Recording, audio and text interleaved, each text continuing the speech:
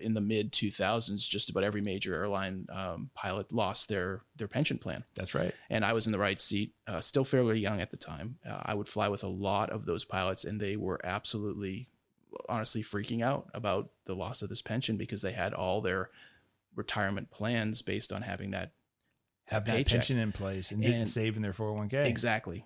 Because they didn't need to, because they were going to get that check every month. Yeah. Right. And unfortunately, that led a lot of people into some fairly risky investment behaviors, where they were hoping and praying rather than using their brains and doing what they had done to get them to that point in their career, which was make intelligent decisions. Right.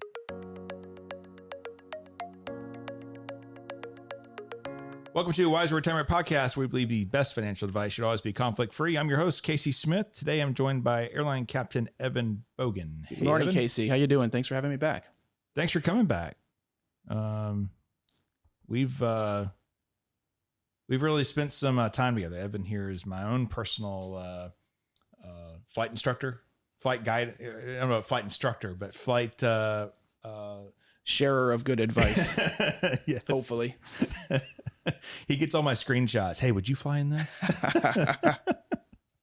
But anyway, welcome back. Thank you. It's always good to have a conversation with you. I think today is going to be very interesting because today is about building wealth in the aviation industry. And if you're not in the aviation industry, there's a lot of stories and tidbits that you can apply to you. Absolutely. I think a lot of the experiences we have in the industry translate to many other industries as well. So when I started flying back in 2002, I was getting paid, I think it was around $17 to $18 an hour. That's a lot. Flying a Beech 1900 from Bar Harbor, Maine down to Boston, and then in the summertime over to Nantucket. Very nice. Martha's Vineyard and all that fun stuff. And being based in Bar Harbor, but living in Marietta, Georgia, I think I spent all my money in the commute and lodging. Yes. that I made when I was working. And there was a 401k plan, but there was no matching, and then in 2004, I transitioned out of that little small airline into Atlantic Southeast Airlines, which was Delta Connection, and started flying the CRJ. And I want to say my first year pay is probably around 38 to 40,000. If I had to guess that first sounds year. About right for that time of the industry. Yep. And so you fast forward now, it's unbelievable for those of us that started on poverty wages. My first job paid $10 an hour. Where were as you? a flight instructor, up in the Boston area. As a flight instructor. As a flight instructor. My first airline job eventually got on with a company called Business Express. That's right. I made $18 an hour to fly the Saab. Which you found out what? Swedish ain't airplane builders. Right? Strangely enough, that airplane didn't perform too well in the winter, which you would expect from a Swedish airplane. Yeah, that's why they had to sell it to us. Yeah, but up in that same area, it was pretty cool. In the Northeast. Yeah, Presque Isle, Maine, Bar Harbor, Bangor, places like that. So yeah. The industry back then was full of many of us that were there because we had a passion for it. No one got into aviation for the money back then. Right. And even prior to that, even more so. You had to have that passion to get through those years. Absolutely. There was not a lot of opportunity to put money into a 401k. I tried to, a few dollars here and there. Right. But times now have certainly changed. Pilots can be making six figures within a year or two of getting into the airlines. And for those of us that came up in the 90s and earlier, it's hard to believe.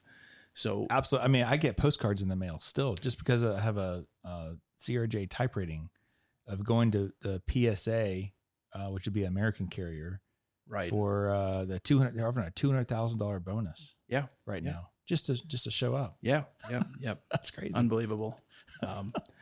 But you didn't make, even as a captain back then, you were doing good to break $100,000 a year. A senior captain. Sure. Senior captain. Right. That's right. Right. That's right. So I think when you're making that kind of money, the financial planning is not something that you're concerned with, because you're worried about how many boxes of ramen noodles you're going to buy. That's right. And how long you can make that last, and how many free cups of coffee you can get in the crew room. Right.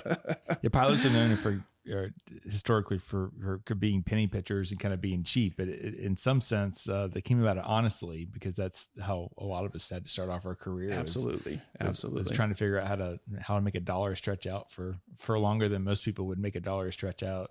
Right.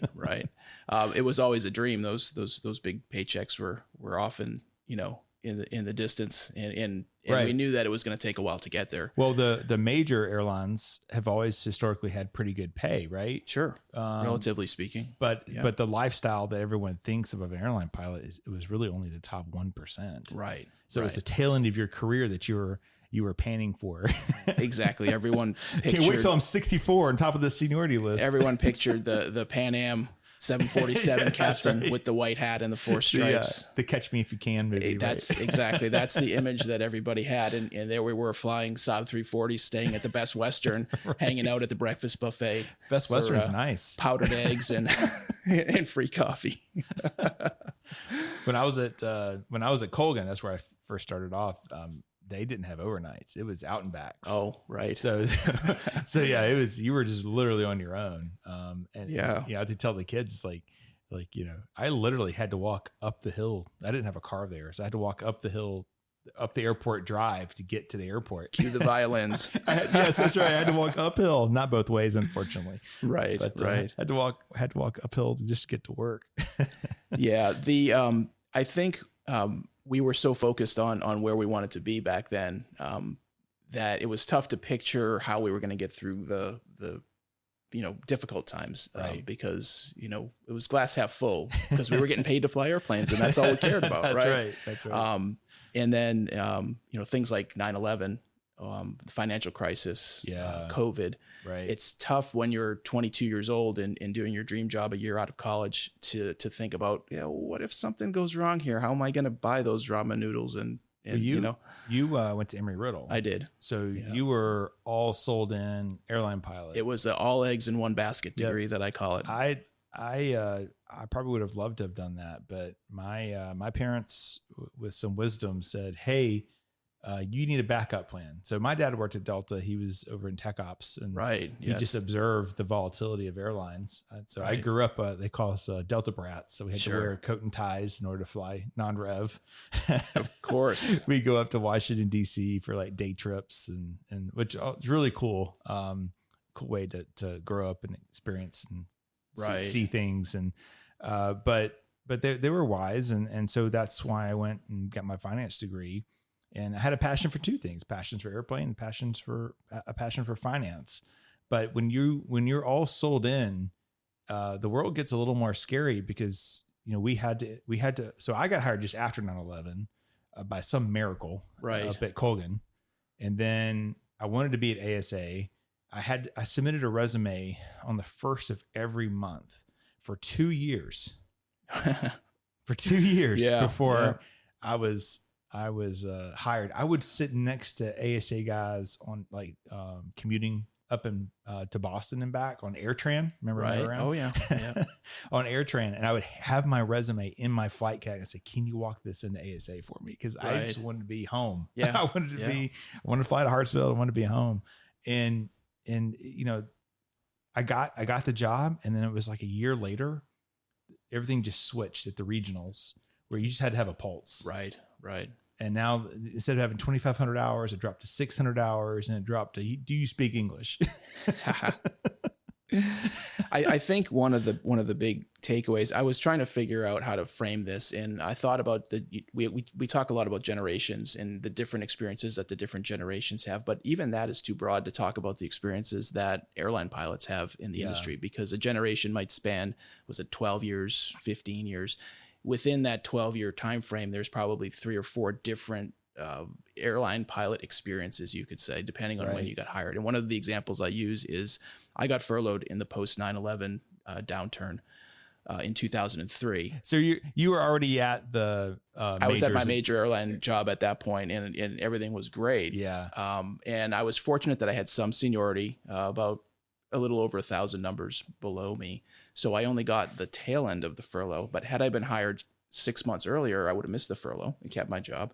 Had I been hired 6 months later, I would have been furloughed for 5 years. I remember those guys, 5 years. Every number counted back then. Yeah. And that's one thing that I still tell people. It's hard for the current generation of pilots with the hiring that's going on now to think in those terms. But we work with hundreds of pilots, and the Delta pilots especially, I talked to a 25-year-old who I think could upgrade to captain if he wanted to at this point. Yes. Yeah. And I was like, this is when their market-based cash balance plan was coming out. And I said, I just had to pause for a second. I said, do you understand how good you have it?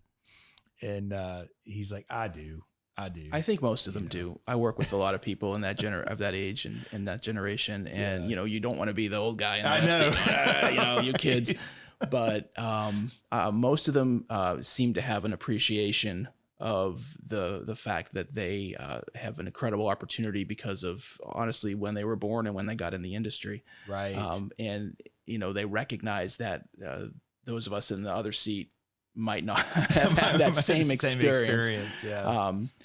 We still get the opportunity to I call it the captain privilege of dispensing unasked for financial advice, because that's what I all those years in the right seat from the guy sitting next to me. So when I was at ASA, so I remember I started Wise Wealth Management almost immediately after joining ASA, because I was like, okay, this flying thing may not work out for me. And I still have this other passion for financial planning. So we started, it was a slow start, but we started it. And so the point is I had additional income. Right. And so as a captain, I would regularly buy the entire crew meals, the whole trip. I would just buy everyone's meal the entire trip. That's unheard of at the regional airline industry. It's unheard of at the regional airline. But remember that in our day, there's only one flight attendant. Well, right. There's one FO. But I remember a guy. So Comair was a regional airline that shut down. Right. And ASA took a lot of the Comair guys. I don't even know if there was even an interview. I just know that a bunch of them had shown up. Long-time captain at Comair. And we would fly. He would just be sitting there staring out the window. And finally I said, so hey, how are you doing? Like, how are you and your family adjusting to this? And, because being the planner, sure, this guy's got to be freaking out right now. Right. Right. And as a pilot, I'm like, how stable is my first officer? And basically he's like, we can't even like pay our mortgage.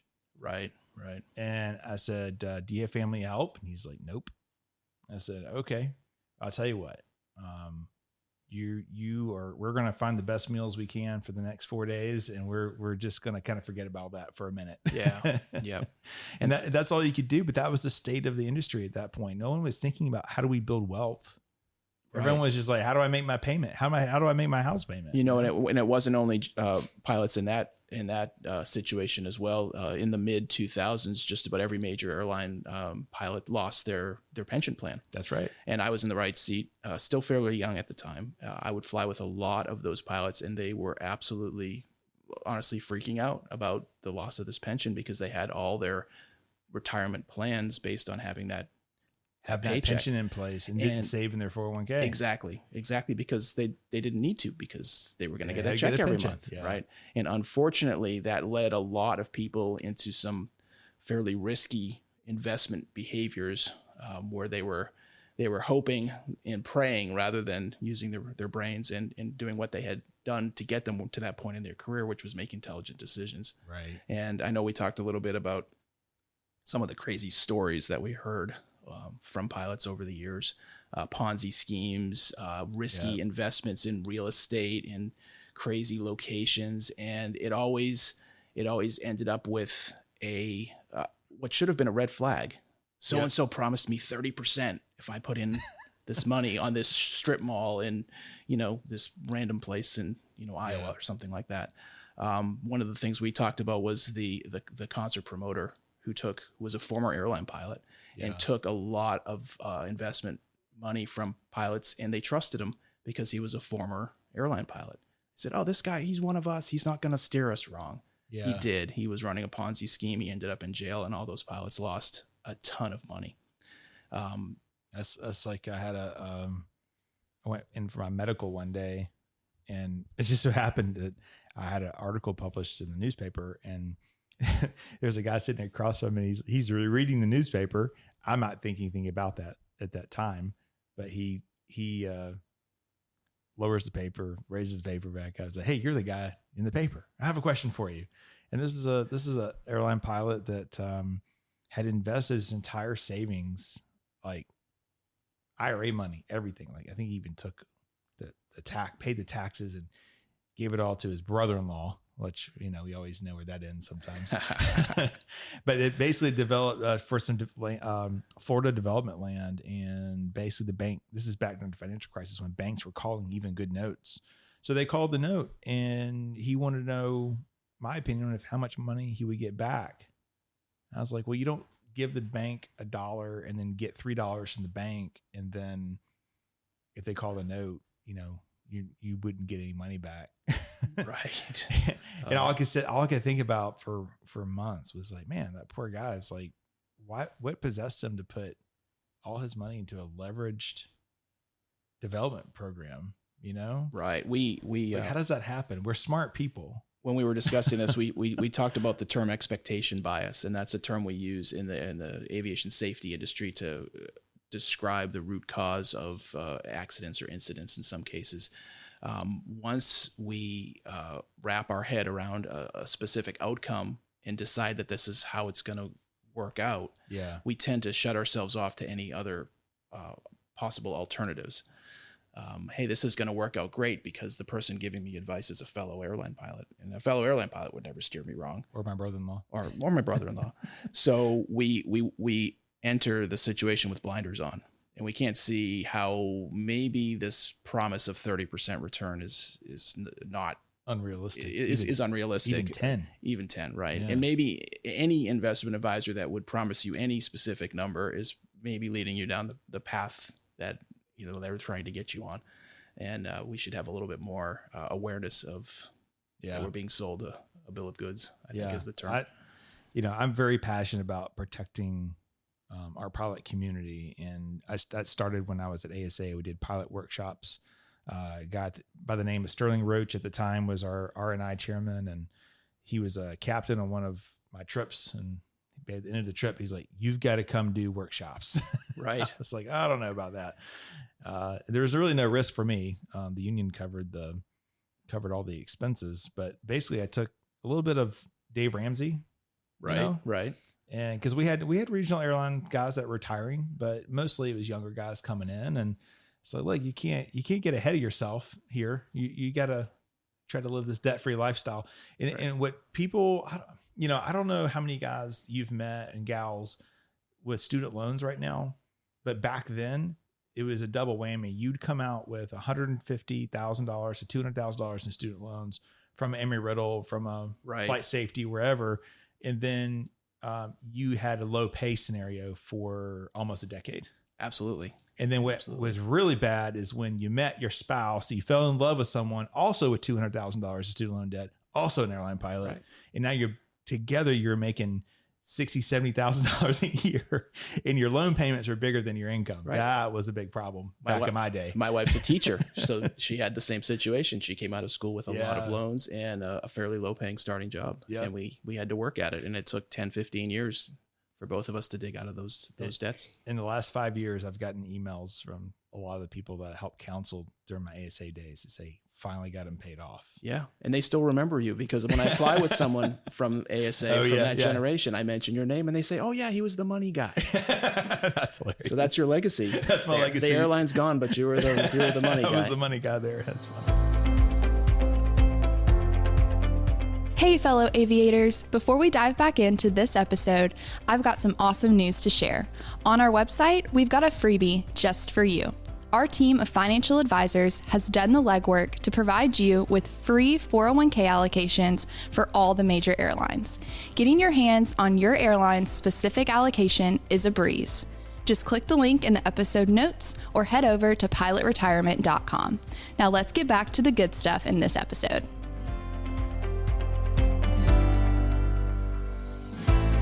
So there's something that's very passionate to me, and Evan, I don't expect you to chime in on this. This is my crusade. Sure. But right now, there's a company called RAA that was started by airline pilots here in Atlanta, sold to a company called Allworth Financial back in 2019, 2020 range from what I can tell. But we've gotten probably 20 plus clients from that firm, and people come over and I ask questions about their experience at their firm, one, because I'll make sure they don't have that experience here. What I found out here recently is something that's really disturbing, in that they are growing their business by paying airline pilots to refer other airline pilots. And I thought, that's interesting. So I guess there's just airline pilots like me that are just a part of, or like I was, but it would just be a part of a big firm, and they're referring people. So I started looking into it. My team here started looking into it. And actually what all they're doing is, there's some loophole in Texas that they can get a pilot registered, but they've never taken a Series 65 exam, Series 7 exam. They're not CFPs. Most of them are not CFPs. And what's happening is, you could be flying with someone that could be really pushing RAA, saying, this is a great company. It's a great company. At the same time, they're receiving compensation for you going to that company. And that's a huge conflict of interest. That's kind of like a multi-level marketing program is what it is. I don't think that it should be allowed. The SEC does allow for it. It has to be disclosed, but I promise you, no one digs the way we did to find the disclosures. Right. But I think the people that are doing this should be, I don't mean exposed as they're doing something wrong. There's nothing illegal happening, but I don't know that they're actually telling people. Technically, if I flew with you and I said, hey, you should really come to Wiser Wealth Management, I would need to disclose to you that I was receiving compensation, because we're a fiduciary firm. Right. And we're also a fee only firm. And so any conflict of interest or any commission that we would be getting would have to be disclosed. I don't know that that's being done. And what's disturbing is, I don't know if the people who are referring are really qualified to be referring, if you know what I mean. Right. Like to really give advice like that. One of the reasons why we decided to work with you several years ago was that as we got to the point where we were finally making enough money to consider investments and such, it occurred to me that I had one course in college, a 200 level economics course, and that was my entire financial background. And it's real easy to get a degree from the University of Google these days and think you know everything Right. there is to know, right? Right. And airline pilots, one of the other cliches is that we think we know a lot about everything, maybe more so than we actually do. And my wife and I recognized that it was about time we got some professional guidance. And the fact that the fee only that you mentioned, we can meet with you once a year, twice a year, and pay you for your time and receive the advice and take it or leave it. Right. Yeah. And it's worked out real well for us. Well, we're thank you for that. But we're passionate about, for the airline community, 401k plans have come such a long way. In fact, other industries should probably mimic what Delta, American, United, Spirit, JetBlue are all doing with their 401k plans, and that they're low cost, mostly being offered as index funds inside the plan. The average cost of the Delta plan and our models is around 5 basis points, or 0.05%. American's about the same. United's a little bit cheaper, 1 basis point cheaper, 0.04%. The problem I'm having with companies like RAA and what they're trying to do is they're trying to move your investments out of the 401k plan into the brokerage link, which is still a part of the umbrella of the 401k plan. Statistically, over a 20-year period, you have a 2% chance of beating the S&P 500. Right. So a lot of our models are pretty heavy S&P, and you diversify around that. So you have a 2% chance, but then when you move it out of the Delta plan into the brokerage link, your cost goes up. It goes up typically by 5x. So it's 5 times more expensive to be outside the Delta plan. And what these companies are doing is they're buying a lot of the same funds that are already in the plan. But the reason they don't use the plan is because they can't get compensated. So it has nothing to do about asset management necessarily. I mean, that's the service that they're providing is asset management. But in the end, they're collecting a fee, and that fee is paid to them in perpetuity. And that adds up. So when you add up a 0.5% fee, and let's say you got hired. My example, how we did the math here is like, let's say you get hired at Delta around 32 to 35. Well, we didn't account for the 25-year-old. So this is going to be a lot worse for a 25-year-old. Yeah. But basically between age 32 to 65, it's just over $3 million in fees. That's amazing. So today's podcast is about building wealth. We're going to get into that here in a second, but that is a wealth destroyer. Adding a 0.5%. And quite honestly, it's really hard for us to see any other firm's performance inside the brokerage link, and just in how it's reported. But what I've seen thus far, and the 20 plus people that come from this one firm, is it's underperforming. And that's a lot of people complain. They say, well, I was in this fund, but it's underperformed the S&P over this time period, right? That's like, well, there's a reason for that, but let's put everything back. Let's put everything back on the traditional side. We have free allocations. That's how passionate I am about this. If you don't know what to do with your 401k, we monitor all the airline 401k plans. You can go to our website, click on the Airline Pilot link, and you can download a free allocation for your 401k plan. All the major airlines, Alaska, JetBlue, Spirit, Frontier, Delta, American, United, they're all part of that list. We monitor those on a monthly basis, and you can have that, because the important part is not the asset management. You can buy, if you don't know what to do, go buy the target date fund. But if you don't trust our models, trust the target date fund. The important part is financial planning. It's looking at the whole picture and understanding that, hey, there's a property casualty risk. Hey, some estate planning needs to get done here. Or, hey, what does even life look like in retirement? Let's forecast what you're saving. I mean, most major airlines now are 17 or 18% of what you earn is going into the 401k plan. Right. What happens if you don't put money into your own money into the plan? Let's talk about tax planning. Like what buckets do you want to have available to you at 65 so you can have a lower tax in retirement? Because thankfully you're in a high tax bracket now for most pilots. Right. There's a few still hanging out there. The Atlas guys are a little rough.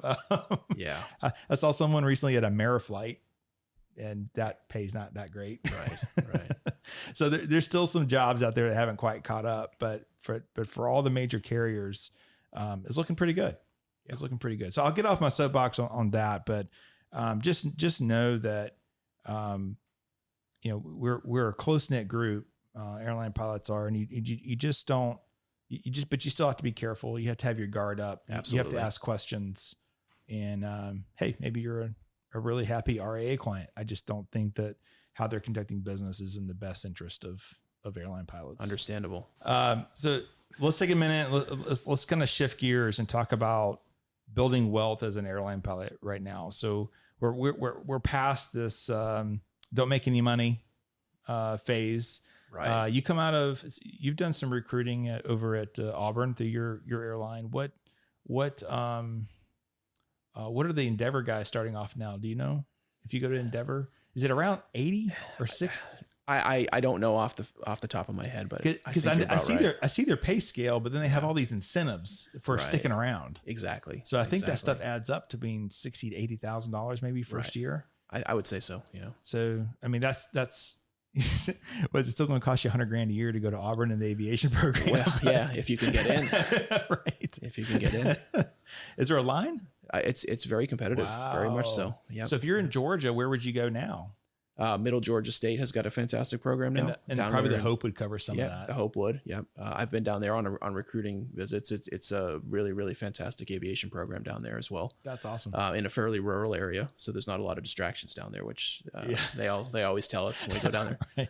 I think that's a fantastic choice for Georgia students in state. And then, there's 20 plus big aviation programs around the country now. Get out of that. And anywhere from state-run schools to the big names that you read about in the magazines and stuff like that. And at the end of the day, every single one of them is going to finish you with a degree and your ratings, and you're going to be as well qualified for those jobs. What about a traditional 4-year school and you finish and you do like an ATP type thing? There's plenty of folks that are coming up through that way as well. And I can't speak to that. That's not how I entered the industry, but the state of the industry is such now that if you have a degree, you don't even, in many cases you don't need a degree, although it does make you a lot more competitive from what I hear. Yeah. I would say, everyone needs a degree. The college experience plus, getting your ratings at a place like ATP or one of the other large flight schools is going to make you just go down to flight safety too, right? Can't you just go down to flight safety? I don't think they're not doing initial training anymore. No, they sold out years ago. Okay. And that is now the Skyborne Academy, which actually Delta just bought into. Okay. And they're using that as their ab initio. That's right. I forgot about that. United has something too. I see. United has the Aviate Academy out in Arizona.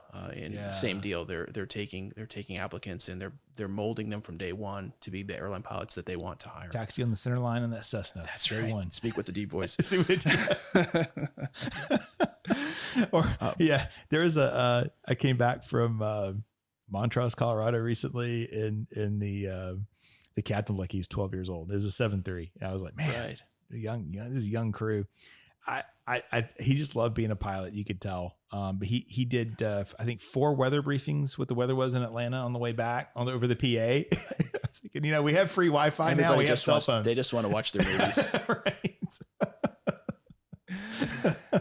But I could tell he was enjoying his flight, and that's cool. Totally get it. We talked a little bit earlier about cliches, and it seems kind of funny because you would think that anyone that is interested enough in finances to be listening to your podcast would know these things, but I think they're still valid and probably still worth reinforcing. Have that emergency fund, and live within your means, invest fairly conservatively, and let your money compound over years. It seems like basic stuff. Right. But at least to me, from where I'm coming from, it's worth reminding people of, I think, because I do fly with those 25-year-olds and they're talking about their $500,000 house and their $75,000 car. And I'm happy for them that they can do that. I'm happy for them that they can afford that at that age. Yeah. But it's still, in the back of my mind, I think, what is that the best use of your money at that age and at this point in your career? Because what happens next year? What happens the year after? They haven't experienced the deep recession. Exactly. And 9/11 is something in the history books. That's true. If they were even alive. Yeah, that's very true. Yeah. So you think about principles of financial planning in general, and number one, anytime we have pilot families or any family come through here, number one is debt. What kind of debt do you carry? And a lot of the people that call us have low debt, but occasionally people come through, they're within 10 years of retirement. And I'm like, hey, you got to start picking up some extra trips. You got to start eliminating this debt. And I try to give them a path. I want everyone to have a path to success. Right. But a lot of times it's not saving for your future right away. It's eliminating the debt. Because we want to go into retirement debt free, ideally. Right. And so eliminating debt's number one. Number two is establishing that emergency reserve fund. And as a pilot, you don't think about, I don't know if you think about losing your job right now because there's not enough of you. Right. But what if it's not your job you lost? What if it's your health? Right. Exactly. So that could sit you on the sidelines. And so American Delta, we actually have a comparison. We did American Delta United comparison on benefits, and all of them do it a little differently, but they're the same. You're pretty good for 2 years. Right. After that, you might start feeling a crunch if you're living on every dollar that you made. Right. Because you're looking at 50% if you're lucky at exactly. that point, right? Exactly. So, so it's how much of emergency savings should you have built up? Number three is going to be forecasting your retirement projection. Are you saving enough for retirement? It's hard to meet a 25, 30, even 40-year-old at Delta, American United right now, or even Spirit. They had a new contract. Alaska is another one with their new contract that is not saving enough in their 401k plan because you're having anywhere from 16, 17, now 18% contributed of what you make in to go to your 401k plan. That's unheard of in any other industry right now. Right. And you're at the point where you need to worry what happens when you fill it up and you hit that max. Because a captain at any of those airlines by July or August is going to have filled out their maximum retirement. That's right. So now we're projecting that out and then say, okay, what do you do with the excess? Your 401k is getting maxed out at 66,000. Then we're going to go calculate, well, you can put money into your market-based cash balance plan. American launched theirs January of this year. I believe United is online as well. Delta's had theirs for, I guess, technically since October, I believe. Southwest does theirs a little differently. But basically, as much as that you can defer of that 16 to 18% is not getting taxed. So if you're already maxing out your 401k plan, more than likely you're in a 32 to 37% federal tax bracket. So that's why we want to use those programs is to defer as much as possible and withdraw at a lower tax bracket in the future. So you're already building wealth through your 401k. You're building wealth through your excess, your overflow of that company defined contribution into your 401k plan. Then the next thing we'll go solve for is college savings for families. Say, hey, how we can get the kids to college? These are some strategies. Every family has a little different strategy there. And then we get to the fun part, and this is where most airline families are at now, is what do you do with the extra dollar? So historically, we spend our extra dollars and it disappears in 20s and hundreds, and we don't know where it went. Boats, airplanes, cars, condos in exotic locations. Right. So there's, we call them opportunity funds. And so you want to establish an opportunity fund to throw that extra dollar in. You know, you pick up extra trips, you've got a bigger paycheck. Where does that money go? It goes into your opportunity fund. It's not counted for retirement. It typically is invested a little more conservatively than maybe how you'd allocate your 401k plan, but it comes for an opportunity. So hopefully not for concert promotion. hopefully not turning it over to something that you don't get a return on long term. But ideally, it looks like a second home. It's maybe this big family vacation you want to take, build a legacy. Right. It's maybe an investment opportunity. You know, we have a pilot family here that owns a very expensive dressage horse. Wife's a vet, and she loves showing the horse, and they want to build an equine facility for training, therapeutic training, like water tanks. Oh, right. All kinds of stuff. Right. So you're talking millions of dollars in equipment and property to get set up. So their opportunity fund is for that. It's a, hey, in 10 years, it'd be great if we could have a down payment to start this business. My wife could leave being a full-time vet and focus on her real passion. So that's the important part is understanding, like, having goals and saying, this is where I want to be in 10 years. This is where I want to be in 20 years. And then you back off of that and you go, okay, what do I have to do this year? Maybe it's cleaning up the credit cards. You know, the next year it's something else. Right. Yeah. Yeah. And one thing that occurs to me as well is, you don't want to avoid the opportunity to live for today by saving for tomorrow so much. Does that make any sense? No, it does. We're most of us are in a position that we never expected to be in when we started. We always hoped to be here, and taking a few dollars out of that paycheck to enjoy things today with the family, like you mentioned, building a legacy, those trips, and stuff that your kids will remember in the future is just, I think, as important as putting every dollar away and eating the ramen noodles, even today, so that when you turn 65, you don't have to. Very true. And that's part of our retirement projections is we have this, you remember the probability of success meter, right? Right. And so you don't want to be at 99%. You want to be like in the 80s because the software is so conservative. But the reason why we show that is, like, you're on track for retirement. So that's great. So that gives you the freedom to be able to do other things. Sure. And what you're talking about, I'd say 30% of the people that we work with, the pilots are still very tight with their assets because they remember the battle scars of the past. Certainly. And when you're able to show them that, hey, you're on a great track, and these are your numbers. I couldn't take someone else's numbers and apply it to you. Right. Everyone has it's their own unique plan, but you can breathe. And just the stress that comes off of that, man, I love my job. That's awesome. We just took this guy's anxiety out completely. He's going to sleep great. Yeah. He's going to stop picking up every extra trip. Exactly. Be home with the kids a little more. You don't have to work 25 days a month. Right. Exactly. Yeah. Exactly. And I think one thing I will add is investing should never be complicated. There's no secret sauce. And people think that there's a secret sauce. Oh, I have this option strategy. Oh my God, I flew with so many guys at ASA that were subscribed to some options email newsletter. Right. And I think every single one of them lost all their money within a year. Yeah. But there's no secret sauce. It's time and compounding. Yes. Yep. And we tend to try to outsmart things, thinking that, I'm going to go to cash. I'm going to sit on the sidelines until this gets better.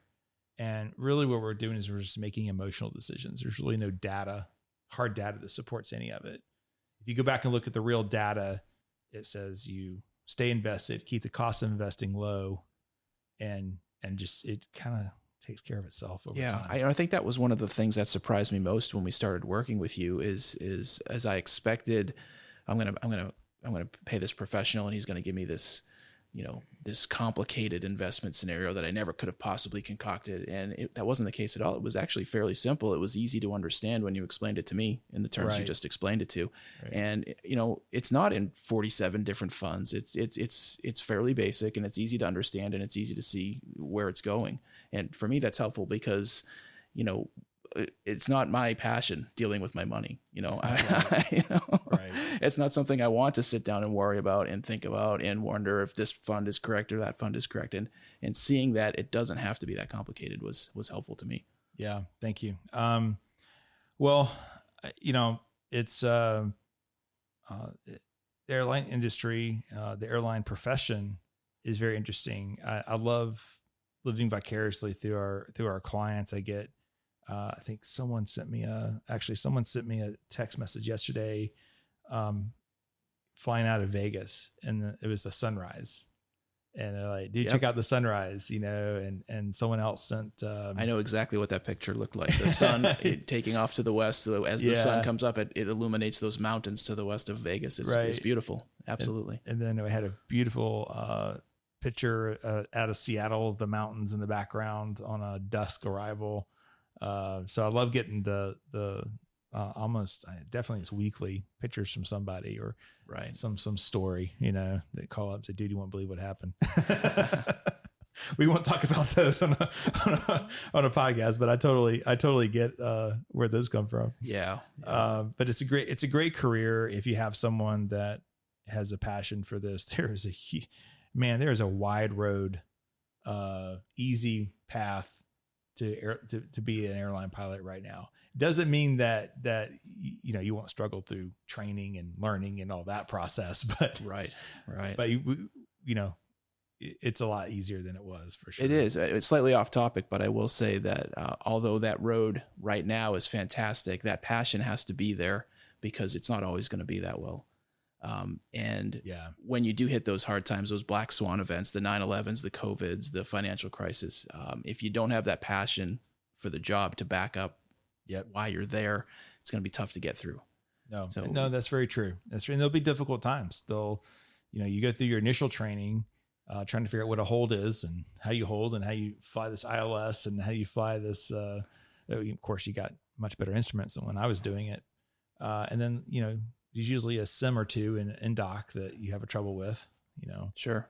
But I think that there's a lot of rewarding parts. It's also can be a lonely job too. I will just put that out there. It's I learned kind of midway through my aviation career that saying that you're a 777 pilot and flying around the world is very different than actually being a 777 pilot flying around the world. Certainly.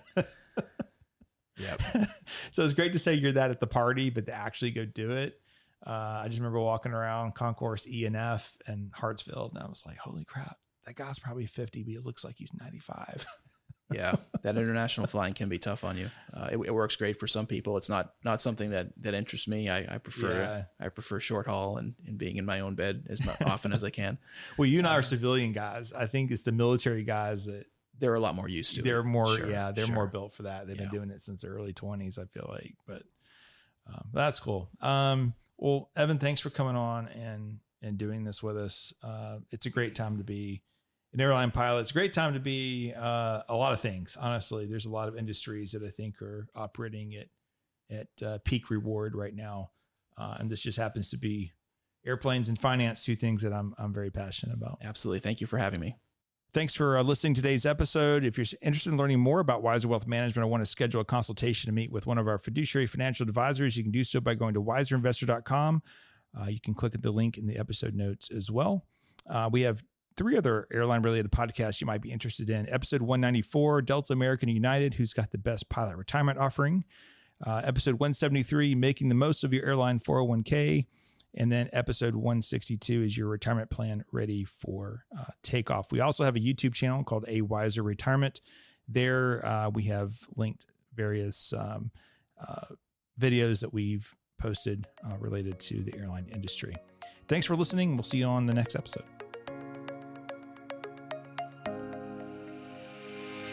Thanks for listening to a Wiser Retirement podcast. We hope you enjoyed today's episode. Make sure to subscribe wherever you're listening. That way you don't miss any new episodes. We'd also appreciate if you could leave a rating and review. If you have any questions about anything that was discussed today, head to wiserinvestor.com and reach out. This episode was produced by Edward Resendez. This podcast is strictly for informational purposes only and is not to be considered as investment advice or a solicitation to buy or sell any financial products, securities, digital assets, or any other investment vehicles, or a basis to make any financial decisions. Wiser Wealth Management Incorporated is a registered investment advisor with the SEC. The host and/or guest may personally own securities, digital assets, or other investment vehicles mentioned on this podcast. Neither the host nor guest of the show are compensated for their participation, and no referral fees are paid to or received by any host or guest for clients, listeners, or similar interests. Investments involve risk, and unless otherwise stated, are not guaranteed. Be sure to first consult with a qualified financial advisor, tax professional, insurance professional, and/or legal professional before implementing any strategy discussed herein. Past performance is not indicative of future performance.